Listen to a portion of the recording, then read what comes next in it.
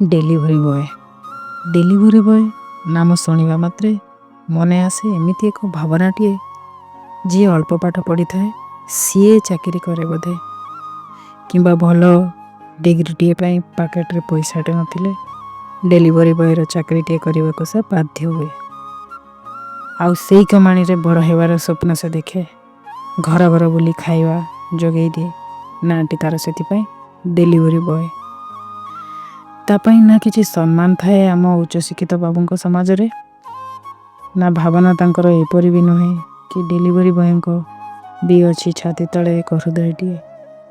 କି ଖରା କି ବର୍ଷା ଦିନ ସେ କ'ଣ ବି ଥାଉ, ପିଠିରେ ଧରି ଖଣ୍ଡେ ମୁଣାଟିଏ, ଆଉ ମୁଣାରେ ଭିନ୍ନ ଭିନ୍ନ ଖାଇବାର ବରାଦ ସେଥିରେ।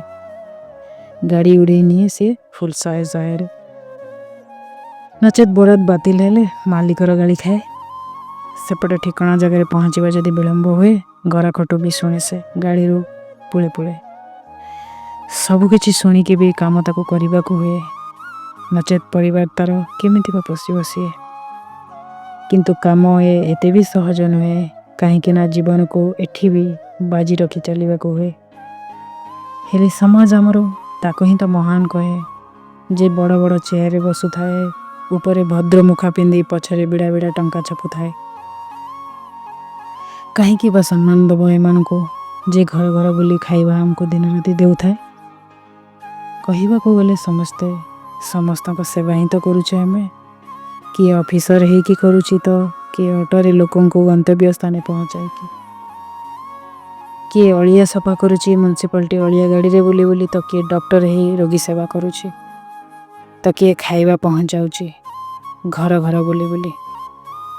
ଭାବିଲ ଥରେ ଆଖି ବନ୍ଦ କରି, କ'ଣ ସେବା ଆମେ କରୁନି କି ପରସ୍ପରକୁ ଏକତ୍ର ହୋଇ?